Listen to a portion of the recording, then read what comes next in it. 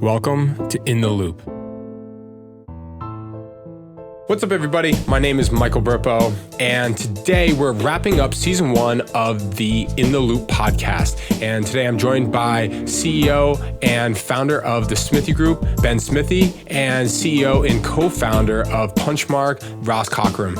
And we're going to be kind of taking a little bit more of a holistic approach of why do we start a podcast? What do we learn while we did it? What do we learn from 2020 with lockdown and how did we adapt? As well as what do we expect to come down the pike in 2021. It's kind of like a nice little wrap up. We have one more episode coming out in a few weeks, but this will be the last of the scripted podcast. So this episode is brought to you by Punchmark, the jewelry industry's leading website provider.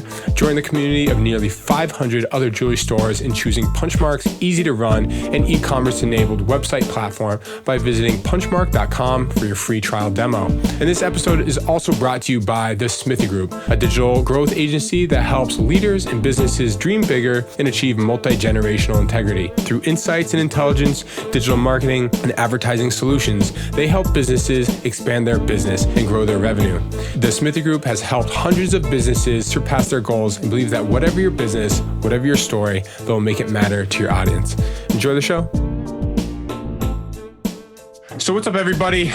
My name is Michael Burpo, and I'm joined here by Ben Smithee from the Smithee Group, Ross Cockerham from Punchmark, two CEOs, two co-founder people. We're going to be doing a quick wrap up for In the Loupe and kind of like taking a holistic look at this podcast and this real endeavor as a whole. So really the first thing I guess we could kind of ask is maybe Ben, you can start us off. Why did we go with a podcast and why podcasting in general? Or what do you see in this? Well, I think first of all, Mike is like the Joe Rogan of the jewelry industry now. So we just call him we call him Jewelry Joe. Mike Rogan.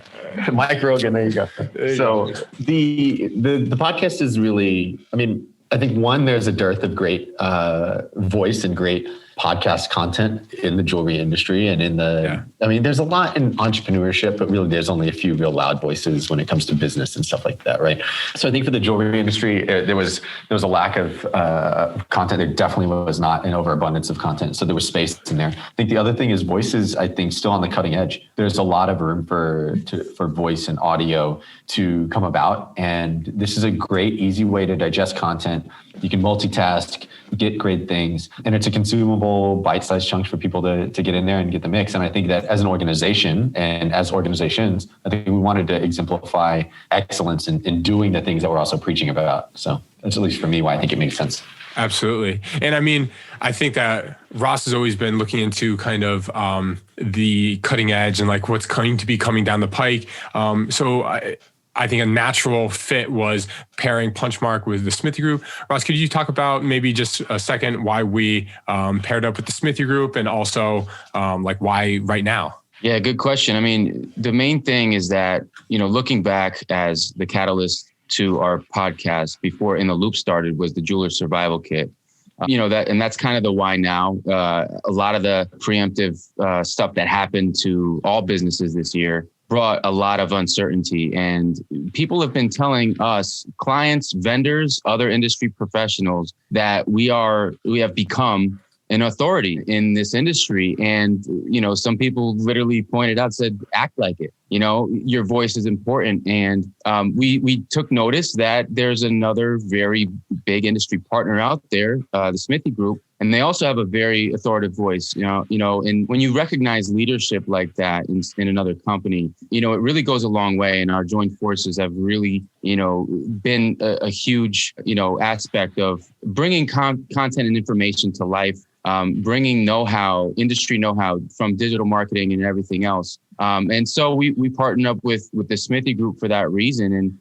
And second, most importantly of all, we partnered up with the Smithee Group because of Ben Smithee's fashion sense. Look at the guy. He walks into a room, you're like, oh man, I should have stepped up my game. But anyway, it's the why now is definitely, it's like, why not now? It's the people who actually took on their businesses face, head on during the midst of this pandemic. That's the kind of person that listened to this. That's the kind of person who sought out the help and resources and information. So that's really, kind of my take on why now and why we partnered up with TSG. Yeah. I think you mentioned it really quickly. Sure. It's fun. No, after you, Ben. Oh, so I say, yeah, I was just to say it's fun to run with your friends too. I think that, we do a lot of business together. We have a lot of crossover clients. I mean, it checks all the boxes, but also you want to do business with people that you like and people that have the same values and operational standpoint. And honestly, people that you can share a beer with, share a drink with, sit down, have fun, talk some work, but also just be around good people. And so I'd say that's another aspect of it is we've always hung out at these conferences. We've always hung out and done stuff and a lot of work together, but it's fun to actually do life together too. Yeah. And I think Ross just mentioned it really briefly there. So we started actually out with a different podcast, it's ironic that, we've been doing this for 2 podcasts now.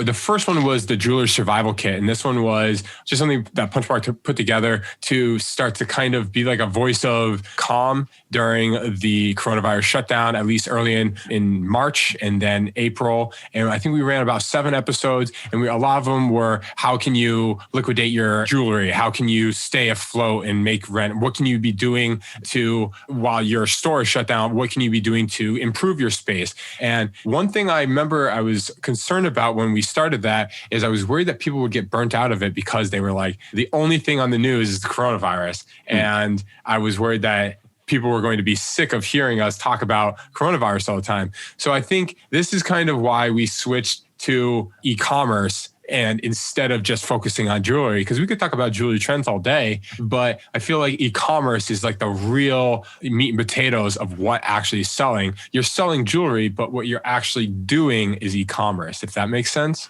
Yeah, definitely. And to that 100%. Point, our relevance has gone from 0 to 100. I'm not saying we were not relevant before, but our relevance has shot up so much because of the fact that, stores were closed, the door was closed, but the only door they had open was their website. So it put an incredible amount of strain on us as a company, an e-commerce, website development company, to make sure that everyone had everything that they needed to get through this. E-commerce, the amount of people that turn e-commerce on, and having that responsibility was huge on us. And that's another reason why, we decided to stick to this route of contributing to content and know-how, as well as, helping and assisting our clients on the ground level. The high level of approach of looking at this through an Amazon era lens, right? Of how to actually position your store, your products, your merchandising, and the Smithee group as well. Like they knew exactly what the ingredients every,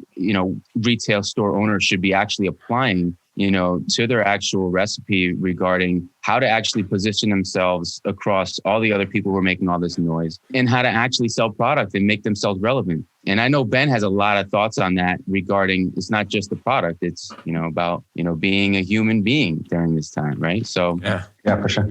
And I guess that ties right into what I was going to ask next is, Ben, maybe we can talk about trends. So you guys were actually on the first episode, which I'm looking at my calendar and I see it was all the way back in June. And so maybe not just trends since June, but trends since March, more or less. What have you guys seen and what do you think, Ben, is kind of been the biggest trends you've seen, at least in the jewelry e-commerce space? Yeah, for sure. I think that not even just in the jewelry e-commerce space, but in business and small business in general, one of the things that we first hit on in the beginning of the year was sort of the year of the human brand and really understanding how brands need to be more human and things of that nature. And we can talk about that later when we talk about kind of like wrap-ups and things that we saw. But right now, I think how that's attributed into sort of trends for the future or trends what we've seen lately is really around the shift to omni-channel. I'd say online sales. When it comes to e-commerce, I think people are understanding now what does it really mean to do e-commerce well versus just have a shop now section on my site, right? What do you do with the products? How do you do that? I think when you look at omni-channel is coming to a new meaning. One of the things that we're going to be focusing on a lot is omni-channel and what does that really mean to people and how does Can you break that down? Yeah. So omnichannel is, when we look at omnichannel, we're looking at how do all of the pieces fit together, right? Yeah. How does it one sort of seamless experience, online, offline, social, web? How does your how do your social ads lead to your landing page experience, lead to your product experience, lead to your checkout experience, lead to your in-store experience, lead to your follow-up experience, like all of those things together. And it's funny because in the past, people view digital, and you guys can speak to this more than anybody when it comes to the website aspect. People view digital as so segmented and fractured and fragmented of,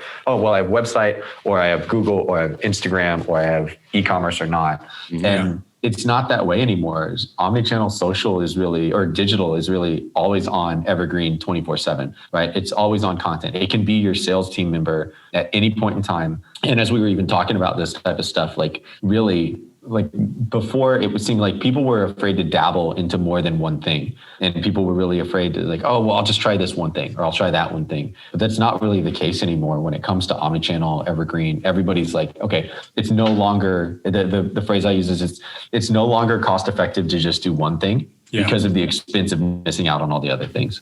Absolutely. Yeah, that's a great observation. And to that point of omnichannel, it's been something that has been a huge buzzword for the past few years, especially when it relates to the online versus in-store experience. You have, huge online only, mega stores that were creating retail spaces. And because they know the importance of the brick and mortar. And meanwhile, all these brick and mortar stores were getting scared because they assume that Blue Nile and these large, huge big box stores are taking their profit. It's not the same thing it's not just one, like you said, Ben, it's all of the above. So your brand needs to encompass all of that. And, it's why we spent so much time investing in, the edge point of sale system and that integration, being able to replicate that in-store experience on the website and vice versa is not only a good add-on to have, right? It's critical. It's expected, and like I've said this before, but there were times where I was walking around Home Depot and I needed something super miscellaneous, like the flags you poke in your ground before you aerate your lawn. And I don't know where to find those, nor did I really want to talk to a human being because they're all busy, right? So I picked up my phone, looked on homedepot.com, found the flags, not only the fact that they were in stock at the location, but it told me exactly what aisle and what bin to find them. So here goes a self-serving customer, myself, looking for a product, and I found it using the utilities and resources available to me. And it was, I honestly expected it.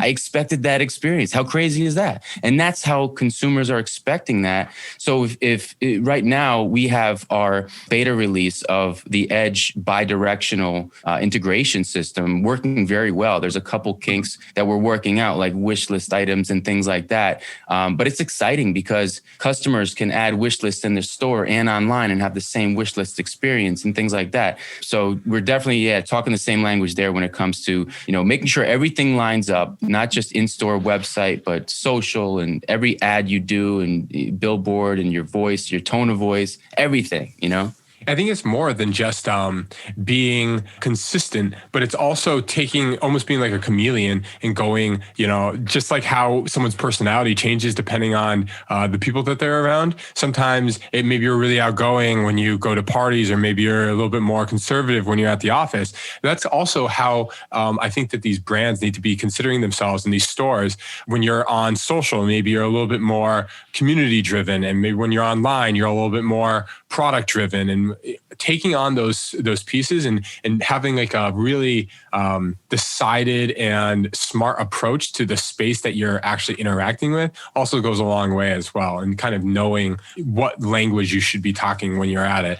Ben, what about, you've talked about it right when we got on. Can you mention your expectations about voice and about what you see coming along with that one? Yeah, I think when it comes to voice, we are very, very early stages, right? When we're looking at what voice is, and when we're talking about voice, we're talking about things like voice to text, voice search from Amazon Alexa, Google Home, like Apple HomePod, I think is what it's called. Like all of these different elements and ways that people are starting to search and discover and seek information differently through voice commands instead of, text or typing commands, clicking of buttons. And what's interesting with that is it changes the game in our space collectively, from a website perspective, from a search perspective, from an ad perspective, from a product perspective, from a curation perspective, all of these things, because we search and we talk much differently than we do when we type. If we were having a text-based online chat conversation right now, it would would be way different than the conversation we're having right now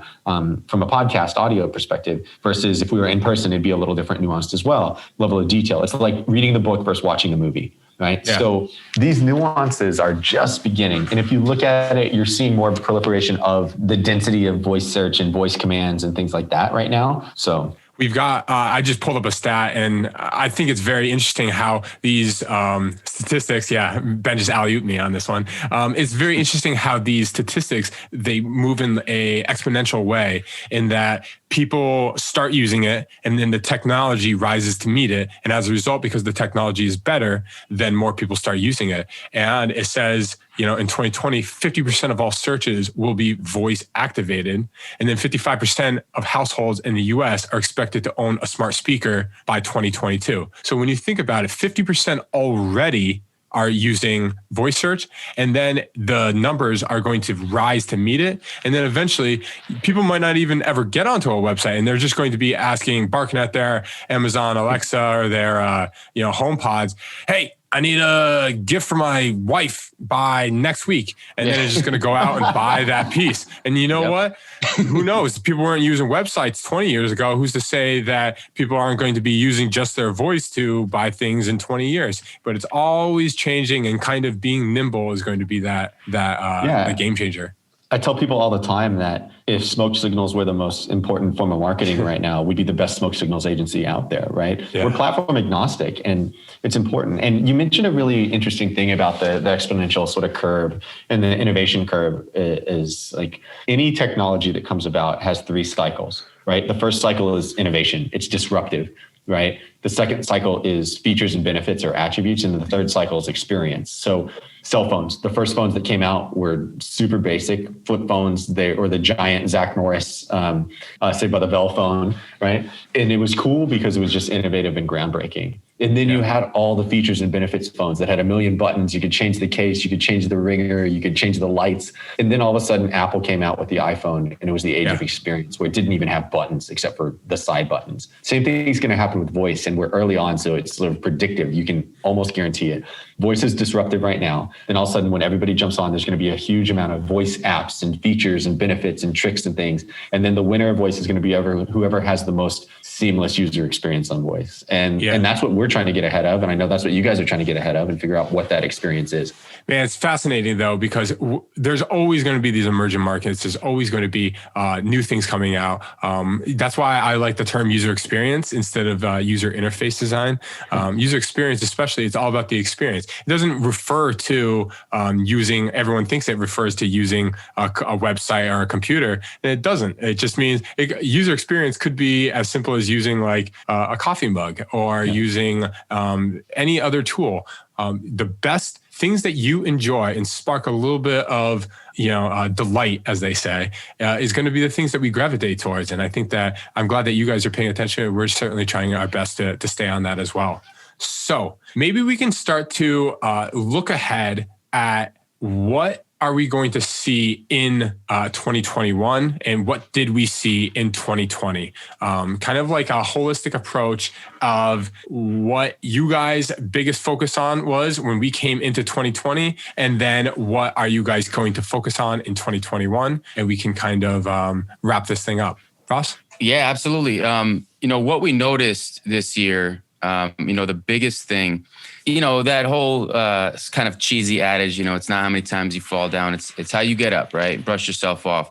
What we noticed is, we're not victims, right? Our retail jewelry stores are not victims in this. And, we basically found that the level of resilience was just tremendous. We had basically stores that were closed that at first were like, oh, poor me. What am I going to do? How am I going to pay rent? But then on the other side, it was like, wait a minute, we have this opportunity.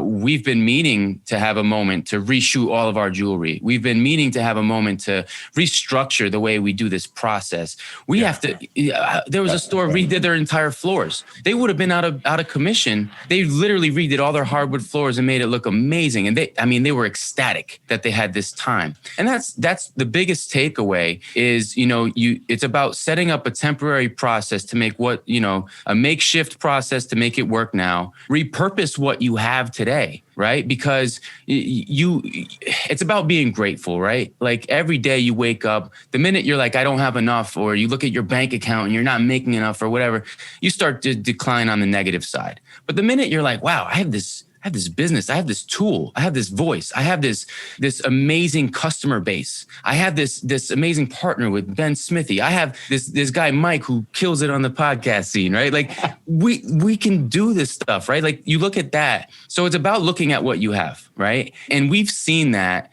And I can't even tell you how proud I am of our team and of our jewelry stores, of the clients that we have, of what they actually had to face this year and go through. And actually, on the other side, everyone is going to be so much stronger. And I'm really looking forward to that time. Definitely. That's such a good way to think about it. Yeah, I think everyone's a victim of their own reactions, not of the things, not the cause, right? We choose the effect.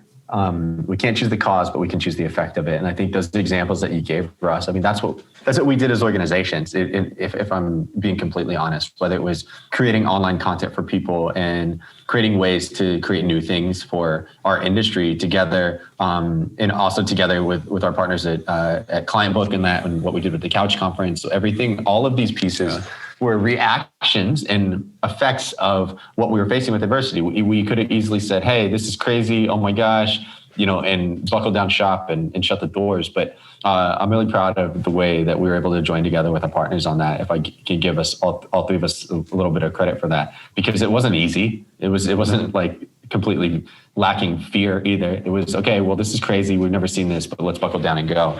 One of the things from a trend standpoint or from 2020 is in the beginning of the year, we released a 2020 marketing trends and strategies. And the letter from me that opened that guide was about the human brand. And I couldn't have predicted pandemic. I couldn't have predicted racial injustice movements. I couldn't have predicted all of these things. But I think that it couldn't have been more true when it comes to saying 2020 is a year of the human brand, where brands were forced to become more human. And I don't think that's a genie that's going back in the bottle. I think you have to understand that consumers have changed. They're expecting brands to be more human. The brands that did well and that are doing well now are the ones that stayed human, stayed alive, created more content than ever, were really relatable to their communities, things of that nature. And I'm proud to work in an industry where a lot of the brands are that. They're small community-based brands that are in their communities, that are doing good, that are helping their first responders and essential workers and all of those things. And so I think for me, 2020 was and is and will become and into the future will be the year of the human brand. Yeah, and I think to that point, it's spot on, Ben. And I think the key word that I've kind of noticed is, resounding in that aspect is, the word authenticity. Yeah. It's people, a lot of retail jewelry stores, especially when it comes to what do I post on social, right? Which is two of our podcasts, right? It's about what do you post? It's like, just be natural. Just speak from the heart. Just talk about what you love. Do what you love, right? Do it. You own this jewelry store and you run this thing for a reason, right? Explore that reason. Find out why you love it's usually about the customer. It's about their experience, your celebration of love with these people that have, you sold your engagement ring to their grandparents, and now it's like you take pride in the fact that you can still produce that, right? So like start there, find and that voice is huge. And so we've seen people and what you post publicly, even how you respond to negative comments on whatever platform, Google, like it's about being human, right? So yeah, I couldn't have said it better myself, man. It's a great way of looking at it. So you guys are two really. This is a unique opportunity for me because you guys are both CEOs. You guys are the bigwigs. How did you adapt to this? We're remote right now. Typically, I work in the same office as Ross, and I haven't worked in the same office as Ross, in a while. And I don't know when the next time we are going to. How did you guys cope with leadership in that? Because I feel like this is something that a lot of our listeners are going to also be going through. Sure. From our side, from my side specifically, it did not, come without a set of challenges to assemble a few kind of key principles and strategies on how to work remotely. There's always a danger in, like micromanaging your team or, all kinds of stuff. You're checking in because you're blind to what they're doing. They're not in your face and all this other stuff. But I will say, like, from day one, we always trusted our team. Our team has been huge. I mean, every one of our team members have worked overtime since March, basically. And like, I'm talking 60-hour weeks minimum, weekends, nights. And, I never had to worry about productivity, whether they're doing, working hard enough. I think the challenge was knowing what they were doing and trying to help them prioritize, what's most important and when and how to get the biggest amounts of leverage, considering just the level of, stress that we were under with everyone looking at their website being like a rush of water in a desert, right? Yeah. So it's like that was our biggest, challenge. But at the same time, ironically, working part actually grew our team closer together. Those systematic things that we put in place, being able to actually handle this type of, I'll call it an attack, the number of requests and emergencies and things that just needed to change. And, like, what do you mean my website doesn't say curbside pickup hours and help by appointment only? Like all these little things that we needed to, assemble and work through and think through and come up with strategies. It brought our team closer together. And, I have a huge level of pride for every single one of our team members. And it's never been like this. The word unprecedented has been overused, but it is. We've never seen anything like this. There's no way to prepare for anything like this. And so I give ourselves a pat on the back, mostly our team members, for being able to actually get through this in a way where we're not even face to face and we're outside the office the whole time. Yeah, I completely agree with that. I think that on our side, it would be very ironic, one, if we couldn't work digitally as a digital agency. So that was a little less crazy for us to figure out. But I think the thing that I went into was just trying to really worry about the humans on our team. And our team is really close. We do a lot of life together. A lot of us vacation together, hang out together, like all the things. We see each other equally outside of work as we do inside of work. Yeah. And so I think just level setting with the team early on of saying, hey guys, this is a crazy time, but I guarantee you I'm doing everything I possibly can to ensure that everyone is taken care of, everyone is good. On our side, there was no layoffs, no furloughs or pay cuts or things like that. And we were very fortunate to be able to do that and very blessed to be able to do that. But just reassuring everyone that you don't have to worry about your job right now. You don't have to worry about that type of stuff. And it allowed them to focus on then helping our customers, right? Yeah. And if their focus wasn't necessarily worried about are they going to have a job or not, but really focused on how do we best serve our community at this point, it allowed them to have their full focus on that. And that's what they did. And again, I like just to echo what Ross said, like I couldn't be any more proud of like our team and just who they are as people and how they showed up for other people and humans in this time. And it makes a difference. And I think that's what, if I'm never known for being a digital marketer or never known for being a CEO, I know that our team will be known for doing the right thing by people, for caring for people and doing the right thing when times matter. Yeah. And to that same point, I would look at this whole situation as, luck plays such a major part, in success, and obviously attitude is everything. And it's how you deal with certain issues and unexpected, trauma, all kinds of stuff that can impact your life, your business, your people. But we were incredibly lucky in the fact, just like you, we didn't have to do any layoffs. In fact, we hired 2 people in the midst of it.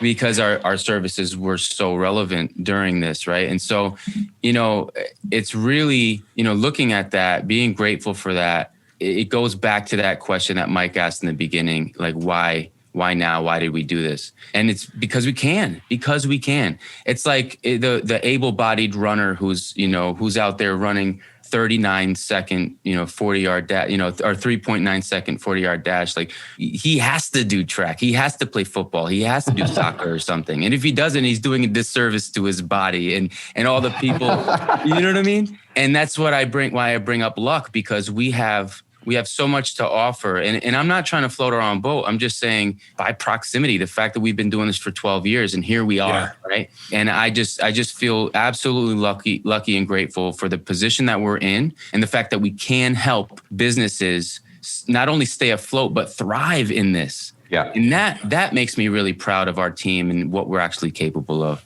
When we're seeing those with clients, we talk about these, we share results of clients are doing amazing right now. And I'm so proud of all the people that stuck with it. And like, look, Ross, you and I, we weren't forced to shut our doors or shut down our businesses at any time outside of the office, the physical office space. And a lot of our retailers had to literally close their doors, empty out inventory, figure out what they're going to do with that for months. And so kudos or mad props to all of you that are out there listening that weathered that, stuck with an amazing attitude, and now are completely just kicking like major ass right now, really crushing it. I know we saw best May ever, best June ever, like ever. Yeah. You know, it's like, what? Like, that's awesome.